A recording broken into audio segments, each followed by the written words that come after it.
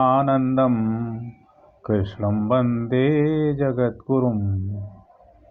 आत्मीय गीता स्वाध्यायी बंधुजन, आज श्रीमद् भगवद गीता शब्द शब्द प्रेरणा के अंतर्गत प्रथम अध्याय के 32वें श्लोक पर हम चिंतन कर रहे हैं।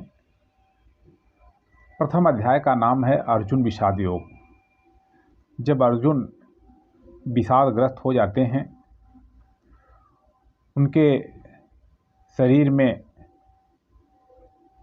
श्वेत आने लगता है, शरीर थरथर कांपने लगता है और वे व्याकुल हो जाते हैं। तो ऐसी परिस्थिति में वे भगवान कृष्ण ने कहते हैं, न कांक्षे विजयम कृष्ण न च राज्यम सुखानि च किं नो राज्य गोविंदम किं भोगैर्जीवतेन वा। हे कृष्ण, न तो मुझे विजय की कामना है, न मैं राज्य और न ही सुख ही चाहता हूँ। मुझे राज्य और भोगों से क्या प्रयोजन, मैं जीकर भी क्या करूँगा। इस प्रकार से अर्जुन अपनी बात को वे करते हैं।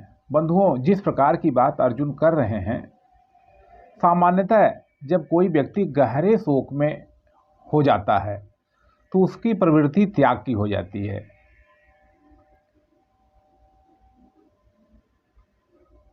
वह दुख व्यक्त करता है, वह निराशा व्यक्त करता है। क्या करेंगे जी करके, क्या करेंगे सुख से, क्या करेंगे सफलता से, जबकि वास्तव में ऐसा होता नहीं है।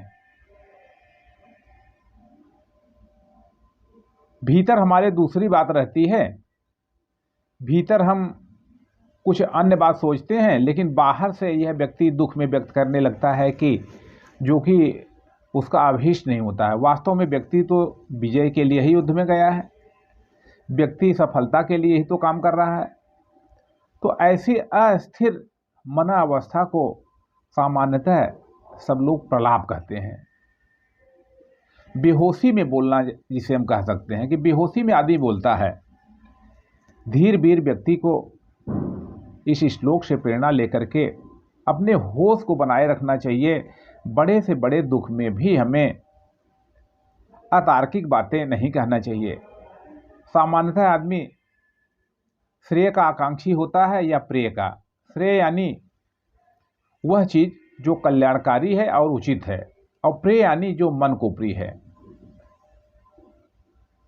हम देखते हैं कि सामान्यतः जो मनुष्य है, जो समुदाय है, वह सामान्यतः केवल ये बात विचार कर रहा है कि ये बात हमें प्रिय है कि नहीं है।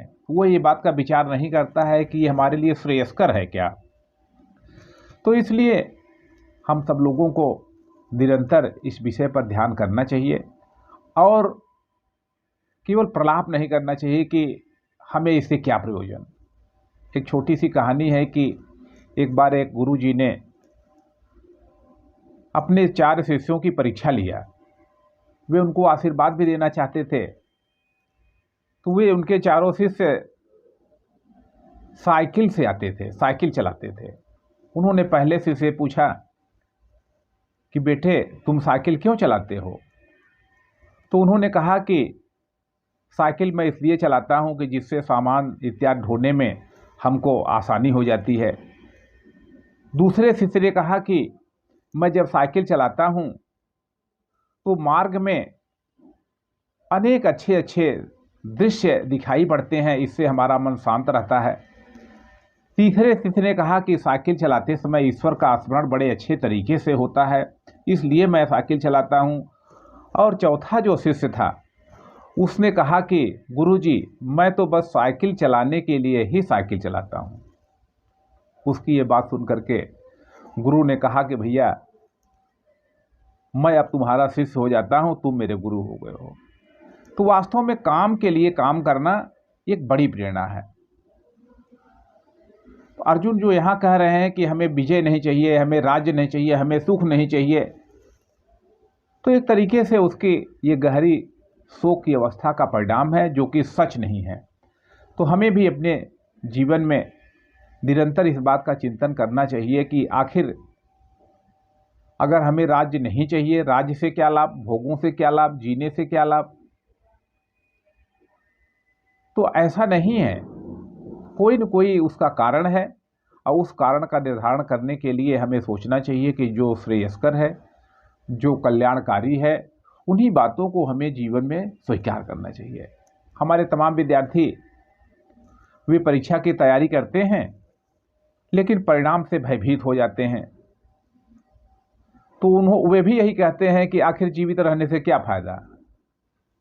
देखा होगा कि हमारे तमाम विद्यार्थी कोटा में जाते हैं तो वे आत्महत्या कर लेते हैं। कभी आप भी सोचिए कि आखिर उनके मन में ऐसी क्या बात होती है, वे इतना ज़्यादा दुखी क्यों हो जाते हैं कि वे कहते हैं कि अब मैं जीकर ही क्या करूँगा। वास्तव में वे जीना ही चाहते हैं, इसीलिए जीवन को समाप्त कर देते हैं। वे वहाँ पर सफलता पाने के लिए, जीवन को सुखमय बनाने के लिए, नौकरी के लिए, इंजीनियरिंग के लिए ही वहाँ गए हैं, लेकिन उनकी क्रियाओं से, उनके भावों से यह बात प्रकट हो गई है कि जी करके क्या फ़ायदा। उनकी सोच यहाँ तक विकृत हो जाती है कि वे कहीं छत से कूद करके या और किसी प्रकार से आत्महत्या कर लेते हैं। तो बंधुओं, हमें श्रीमद् भगवत गीता की प्रेरणा से अपने अंदर एक सुंदर संतुलन बनाना चाहिए, और जो श्रेयस्कर है उसको महत्व देना चाहिए, और हमें अनर्गल प्रलाप नहीं करना चाहिए, जैसा कि अर्जुन ने इस श्लोक में कहा है। बाद में भगवान श्री कृष्ण की वाणी से उनके अंदर एक चेतना आती है और वे युद्ध के लिए तैयार हो जाते हैं। तो हमें भी इन सब बातों को ध्यान में रख करके अपने जीवन में भी सदैव गहराई बना करके चिंतन करना चाहिए, जिससे कि हमें प्रलाप करने की